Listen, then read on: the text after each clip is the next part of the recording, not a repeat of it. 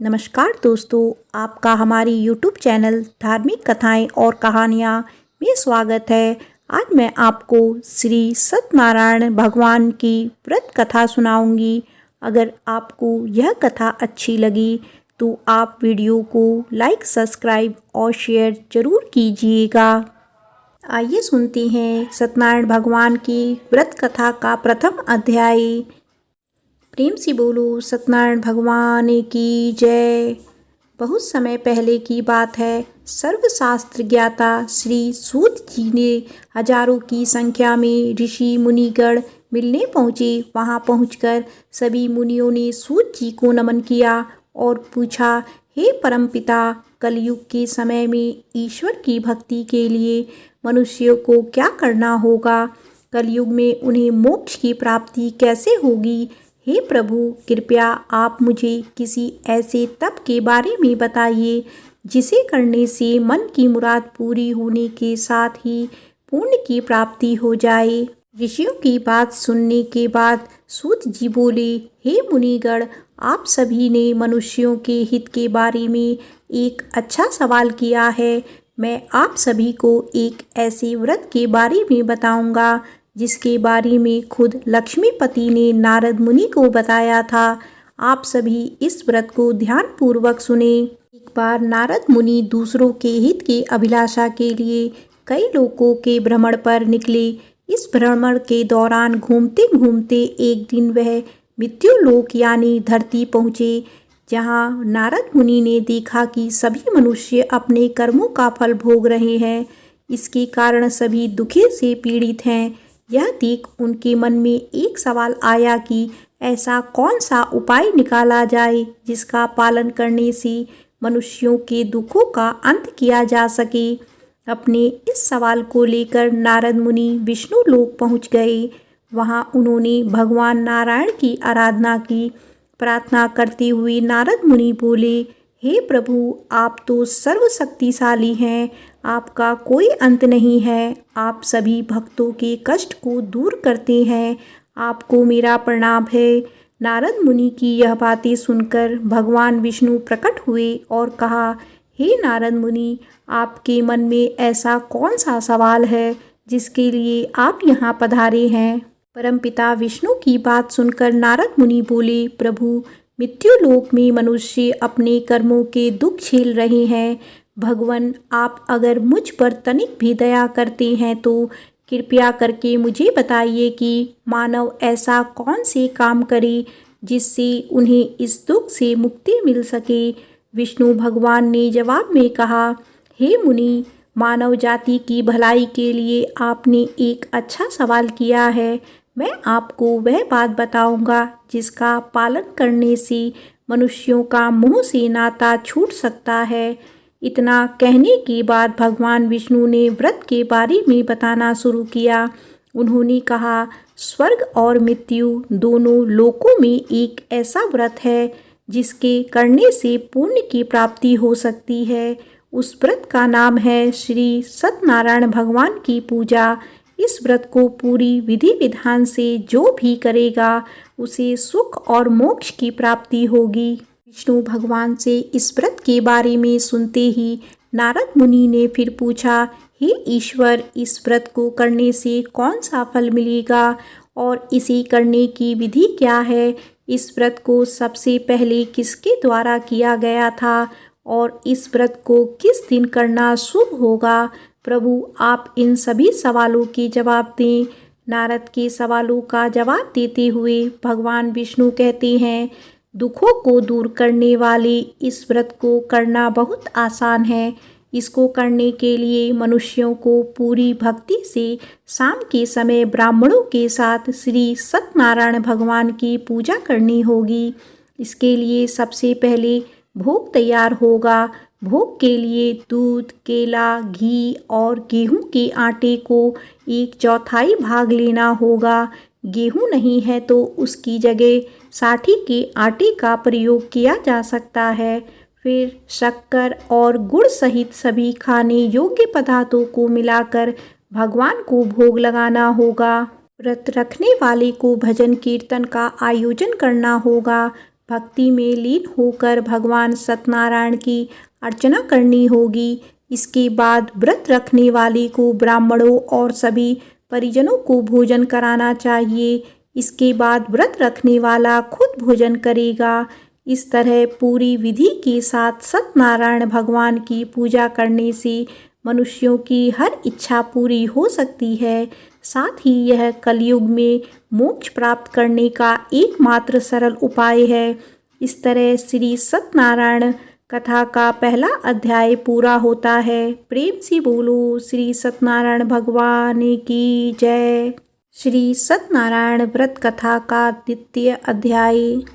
ऋषि मुनियों को नारद और भगवान विष्णु की कहानी सुनने के बाद श्री सूत जी ने कहा, हे मुनिगण, जिस व्यक्ति ने सबसे पहले इस व्रत को किया था, मैं उसके बारे में भी आप लोगों को बताता हूँ। ध्यान से सुने। एक समय की बात है, सुंदर काशीपुरी नामक नगरी में एक बेहद गरीब ब्राह्मण रहता था।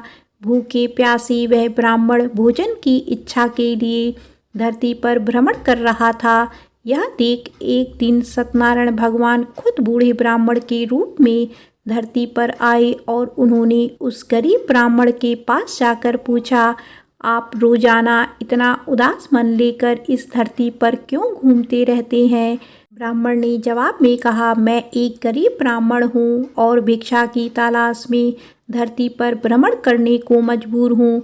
अगर आपके पास कोई ऐसा उपाय है जिसका पालन करके मैं अपनी गरीबी दूर कर सकता हूँ तो मुझे बताइए।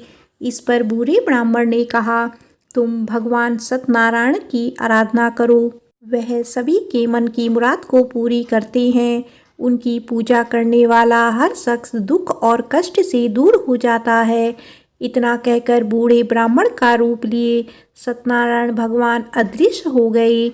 उनकी बातें सुनकर निर्धन ब्राह्मण इस व्रत को करने का उपाय सोचने लगा। रात भर गरीब ब्राह्मण ने इसी के बारे में सोचा और पूरी रात जागने के बाद सत्यनारायण भगवान की पूजा करने के लिए भिक्षा मांगने निकल पड़ा। अन्य दिनों के मुकाबले उस दिन उस ब्राह्मण को काफ़ी ज़्यादा भिक्षा मिली। उस भिक्षा से और अपने परिजनों के सहयोग से किसी तरह ब्राह्मण ने सत्यनारायण भगवान की पूजा की। पूजा के बाद उस गरीब ब्राह्मण के सभी दुख दूर हो गए। धीरे धीरे वह कई संपत्तियों का मालिक हो गया। ब्राह्मण हर महीने नियमित रूप से इस पूजा को करने लगा। सूत जी ने कहा, इस तरह से जो कोई भी सच्ची श्रद्धा के साथ श्री सत्यनारायण भगवान की पूजा करेगा वह सभी प्रकार के दुखों और पापों से मुक्त पा सकेगा। इस पर ऋषिगण बोले, हे सर्वज्ञ ज्ञाता सूत जी, उस ब्राह्मण की बातों को सुनकर और किस किस ने श्री सत्यनारायण भगवान की पूजा की, आप इस बारे में भी हमें बताइए। फिर सूत जी ने आगे कहा, इस व्रत को जिन लोगों ने भी किया मैं उन सभी के बारे में आपको बताता हूँ। ध्यान से सुने। एक बार वह गरीब ब्राह्मण धन और संपत्ति की प्राप्ति के बाद अपने परिजनों के साथ इस व्रत को करने की तैयारी कर रहा था। तभी एक बूढ़ा व्यक्ति लकड़ी बेचते हुए वहां आया। उसने लकड़ियों को बाहर रखा और स्वयं ब्राह्मण के घर के अंदर चला गया। प्यास से तड़पता वह लकड़ी बेचने वाला जब घर के अंदर आया तो उसने देखा कि ब्राह्मण पूजा पर बैठा हुआ था। उसने ब्राह्मण को नमस्कार किया और पूछा, हे मुनिवर, आप यह कौन सा तप कर रहे हैं और इसे करने से क्या फल मिलता है? लकड़हारे के सवालों का उत्तर देते हुए ब्राह्मण ने कहा, यह व्रत श्री सत्यनारायण भगवान का है। इसी करने से मन की इच्छा पूरी होती है। इसी व्रत का पालन करके मुझे धन की प्राप्ति हुई है। ब्राह्मण से इस व्रत के बारे में सुनकर लकड़हारा बेहद खुश हुआ। उसने चरणामृत व प्रसाद ग्रहण किया और तुरंत अपने घर चला गया। घर पहुंचकर उसने निश्चय किया कि किसी भी हाल में वह श्री सत्यनारायण भगवान की पूजा करेगा। इसके लिए वह लकड़ी बेचने उस नगर जा पहुंचा जहां अधिक संख्या में अमीर लोग रहते थे। वहां उसे पहले के मुकाबले अधिक धन मिला। इसके बाद उस लकड़हारे के कमाई हुए धन से गेहूं का आटा, केला, घी, शक्कर, दूध सहित सत्यनारायण व्रत में लगने वाली सभी सामग्रियों को खरीदा। फिर उसने अपने परिजनों को भी आमंत्रित किया और पूरी विधि के साथ श्री सत्यनारायण भगवान का व्रत किया। इस व्रत को करने के बाद उस लकड़हारे को भी धन और संपत्ति की प्राप्ति हुई और आखिर में उसे वैकुंठ धाम की प्राप्ति हुई। इस प्रकार सत्यनारायण कथा का दूसरा अध्याय खत्म होता है। प्रेम से बोलो श्री सत्यनारायण भगवान की जय। श्री सत्यनारायण व्रत कथा का तृतीय अध्याय। जी आगे की कहानी सुनाते हुए कहते हैं कि सालों पहले उल्कामुख नामक एक राजा था। वह बुद्धिमान होने के साथ साथ सत्यवादी और शांत स्वभाव का व्यक्ति था। वो रोजाना मंदिरों में जाकर गरीबों को धन दान करके उनके दुखों को दूर करता था। राजा उल्कामुख की पत्नी कमल के फूल के समान थी। उन्हें पवित्र स्त्री माना जाता था। एक बार राजा उल्कामुख और उनकी पत्नी ने भद्रशिला नदी के किनारे श्री सत्यनारायण भगवान की पूजा की। तभी वहां साधु नाम का एक वैश्य पहुंचा। उस वैश्य के पास व्यवसाय करने के लिए काफी धन था। उसने जब राजा और उसकी पत्नी को व्रत करते देखा तो वह वहीं रुक गया। फिर उसने विनम्रता पूर्वक पूछा, हे महाराज, आप कौन सा व्रत कर रहे हैं? राजा ने जवाब दिया, मैं अपने परिजनों के साथ पुत्र की प्राप्ति के लिए श्री सत्यनारायण भगवान की पूजा कर रहा हूँ।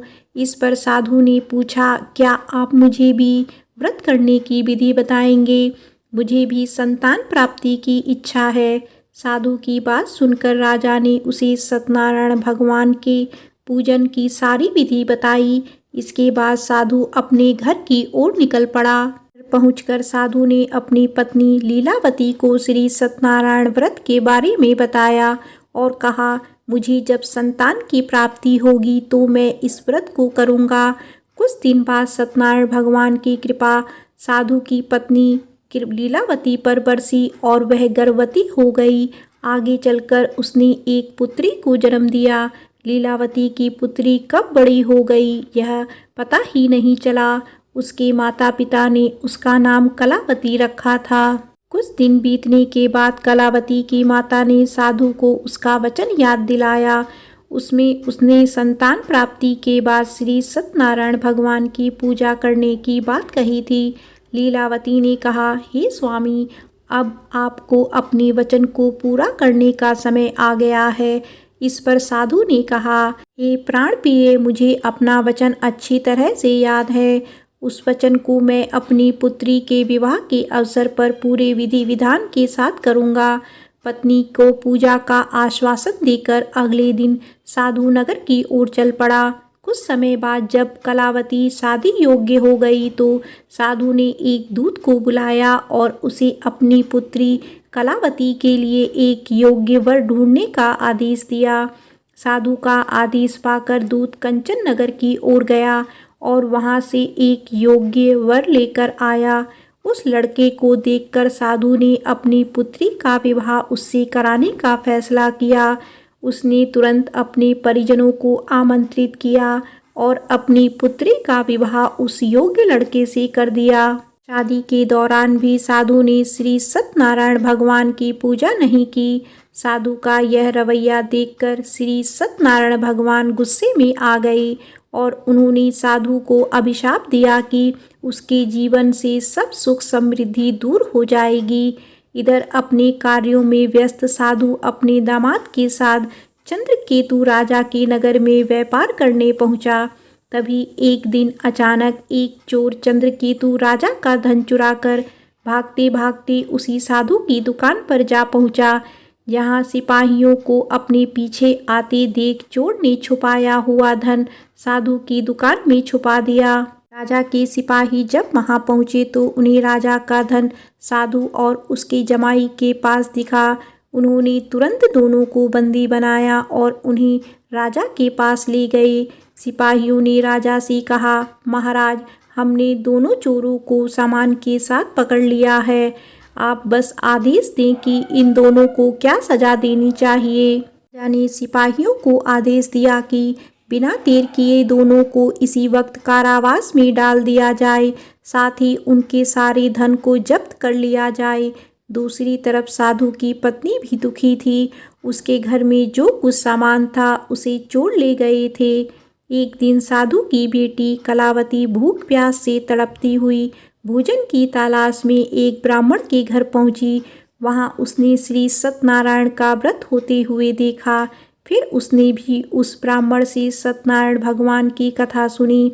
इसके बाद प्रसाद ग्रहण करके अपने घर चली गई। घर पहुंचते ही कलावती की माँ ने उससे पूछा, बेटी तुम अब तक कहाँ थी और तुम्हारे मन में क्या उथल पुथल हो रही है। इस पर कलावती ने अपनी माँ से कहा, हे माता, मैं अभी अभी एक ब्राह्मण के घर से आ रही हूँ। वहाँ मैंने श्री सत्यनारायण भगवान की कथा सुनी।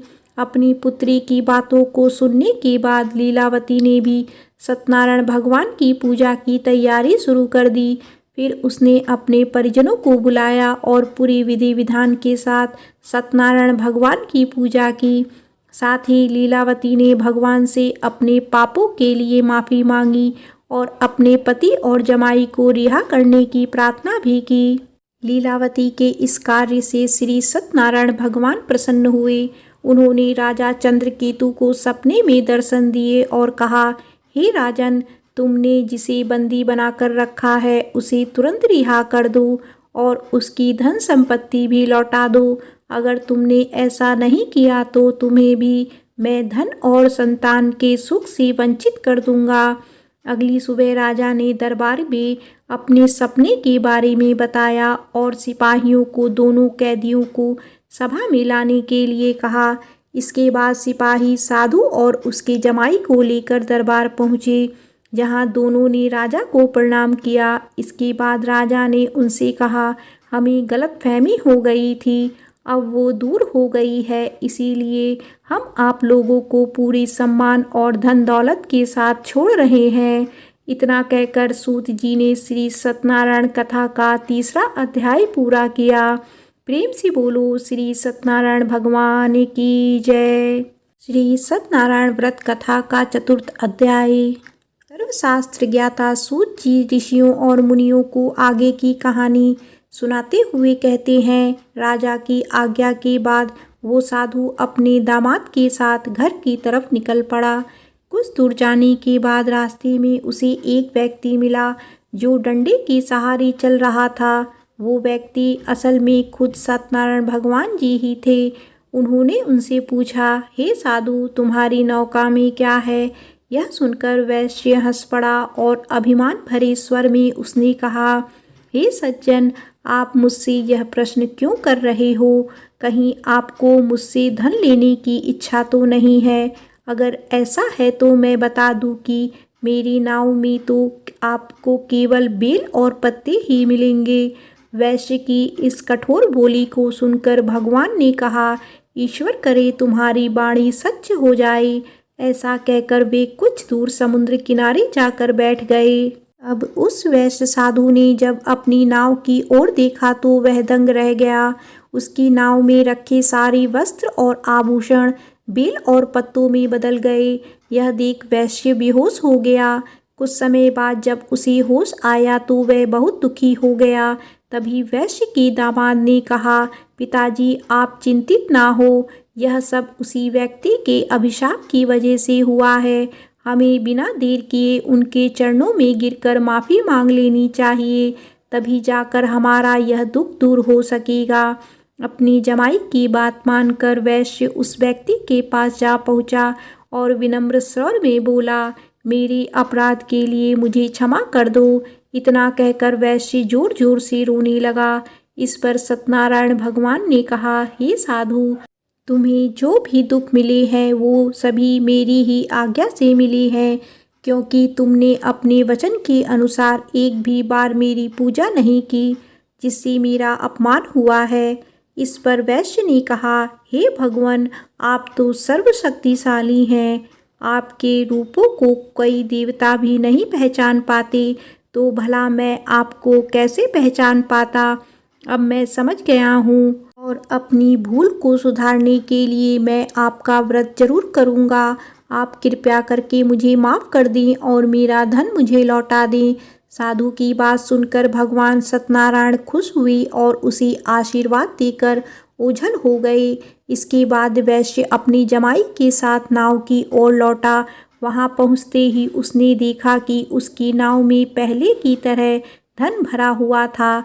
इसके बाद उसी जगह पर वैश्य ने दामाद व अन्य साथियों के साथ मिलकर सत्यनारायण भगवान की पूजा की और फिर अपने घर की तरफ चल पड़ा। वैश्य जब अपने जमाई के साथ नगर के पास पहुंचा तो उसने एक दूत के माध्यम से अपने और दामाद के वापस आने की सूचना पत्नी को भिजवाई। दूत ने उनके घर जाकर वैश्य की पत्नी लीलावती को नमस्कार करते हुए कहा, मालकिन साहब और दामाद दोनों नगर के पास पहुंच गए हैं। वैश्य की पत्नी लीलावती उस दूत की बात सुनकर काफ़ी प्रसन्न हो गई। उसने तुरंत सत्यनारायण भगवान का व्रत पूरा कर अपनी पुत्री कलावती से कहा, मैं तुम्हारे पिता के दर्शन के लिए जा रही हूँ। तुम भी अपना काम पूरा कर तुरंत दर्शन के लिए आ जाना। अपनी माता की बातें सुन कलावती भी प्रसन्न हो गई और जल्दबाजी में सत्यनारायण भगवान की कथा का प्रसाद छोड़कर अपने पति और पिता से मिलने चली गई। कलावती द्वारा प्रसाद का अनादर देख भगवान सत्यनारायण एक बार फिर से नाराज हो गए। क्रोध में आकर उन्होंने नाव सहित कलावती के पति को पानी में डुबो दिया। जैसे ही कलावती वहां पहुंची उसने देखा कि उसका पति वहां नहीं है तो वह बेहद दुखी हुई और जोर जोर से रोने लगी। वैश्य अपनी जमाई को डूबता देख एक बार फिर से सत्यनारायण भगवान का स्मरण करने लगा। उसने प्रभु से प्रार्थना की और कहा, हे ईश्वर, कृपा करके मेरी परिवार से हुई भूल को माफ़ कर दें। साधु की प्रार्थना सुनकर सत्यनारायण भगवान ने कहा, हे साधु, तुम्हारी बेटी ने मेरे प्रसाद का अपमान किया है। यही कारण है कि उसका पति यह दंड झेल रहा है। अगर वह वापस घर लौटकर मेरे प्रसाद का सेवन करती है तो उसका पति सकुशल वापस लौट आएगा। इतना सुनते ही कलावती तुरंत घर के अंदर जाती है और प्रसाद का सेवन करती है। प्रसाद खाने के बाद जब कलावती दोबारा अपने घर के बाहर आई, अपने पति को सही सलामत पाया। इसके बाद साधु एक बार फिर से अपने परिजनों के साथ मिलकर पूरे विधि विधान के साथ श्री सत्यनारायण भगवान का व्रत करता है। पूजा के बाद वह सुखी सुखी अपना जीवन व्यतीत करता है और अंत में वह इस लोक का सुख प्राप्त कर स्वर्ग लोक चला जाता है। इस प्रकार श्री सत्यनारायण भगवान की व्रत कथा का चौथा अध्याय समाप्त होता है। प्रेम से बोलो श्री सत्यनारायण भगवान की जय। श्री सत्यनारायण भगवान की व्रत कथा का पंचम अध्याय। सत्यनारायण कथा के पांचवें और अंतिम अध्याय में सर्वज्ञाता सूत जी ऋषि और मुनिगणों को एक और कहानी सुनाते हैं। यह कहानी तुंगध्वज नामक एक राजा की थी जो प्रजा पालन में व्यस्त रहता था। कुछ समय बाद राजा तुंगध्वज अपने नगर के पास के जंगल में शिकार के लिए निकले। शिकार के बाद राजा एक पेड़ के पास विश्राम करने के लिए रुके, जहां उनकी नज़र कुछ लोगों पर पड़ी जो पूरे विधि विधान के साथ भक्ति में लीन होकर श्री सत्यनारायण भगवान की आराधना कर रहे थे। हमेशा की तरह अपने अभिमान में चूर राजा तुंगध्वज उस पूजा में शामिल नहीं हुआ और ना ही भगवान को नमन करना जरूरी समझा। वह मौजूद लोगों के राजा को रोककर भगवान का प्रसाद भी दिया, लेकिन तुंगध्वज ने प्रसाद का अपमान करते हुए उसे लेने से मना कर दिया। कुछ समय बाद राजा तुंगध्वज अपनी नगरी पहुंचा तो देखा कि उनके प्रदेश में सब कुछ बर्बाद हो चुका था। पूरा नगर तहस नहस देख राजा तुरंत समझ गया कि यह सब सत्यनारायण भगवान के प्रसाद का अपमान करने का फल है। वह तुरंत उसी जंगल की ओर गया और बिना किसी देरी के उस पूजा में शामिल होकर भगवान का प्रसाद भी खाया। इसके बाद जब राजा तुंगध्वज दोबारा अपने नगर की ओर चल पड़े, वहां पहुंचकर उन्होंने देखा कि श्री सत्यनारायण भगवान की कृपा से सब कुछ पहले जैसे व्यवस्थित हो चुका था। इसके बाद राजा तुंगध्वज ने लंबे समय तक सुख और समृद्धि के साथ अपना जीवन व्यतीत किया और फिर मृत्यु के बाद उसे स्वर्गलोक की प्राप्ति हुई। इस कहानी के बाद सूत जी ऋषियों को कहते हैं कि हे मुनिगण, इस संसार में जो भी मनुष्य श्री सत्यनारायण भगवान के व्रत को करेगा उसकी सभी मनोकामनाएं पूर्ण होगी। इस पूजा को करने से गरीब को धन की प्राप्ति, निसंतान को संतान का सुख प्राप्त होता है। वहीं मनुष्य अपनी मनोकामना पूरी होने के बाद जीवन के आखिरी वक्त में वैकुंठ धाम को चला जाता है। आगे सूत जी कहते हैं कि मैं अब आप सभी को इस व्रत को करने वाले लोगों के दूसरे जन्म के बारे में भी बताता हूँ। दूसरे अध्याय के वृद्ध ब्राह्मण ने अगले जन्म में सुदामा के रूप में जन्म लिया और मोक्ष की प्राप्ति की। वहीं दूसरे अध्याय के लकड़हारे के निषाद के रूप में जन्म लेकर मोक्ष की प्राप्ति की। के अलावा तीसरे अध्याय के उल्कामुख राजा ने दशरथ के रूप में वैकुंठ की ओर प्रस्थान किया। चौथे अध्याय के साधु नामक वैश्य ने मोरध्वज के रूप में अपने पुत्र की तरह से मोक्ष की प्राप्ति की। वहीं पांचवें यानी अंतिम अध्याय के तुंगध्वज राजा ने भगवान की भक्ति में लीन होकर मोक्ष की प्राप्ति की। इस प्रकार श्री सत्यनारायण कथा का 5वां अध्याय संपन्न होता है। प्रेम से बोलो श्री सत्यनारायण भगवान की जय।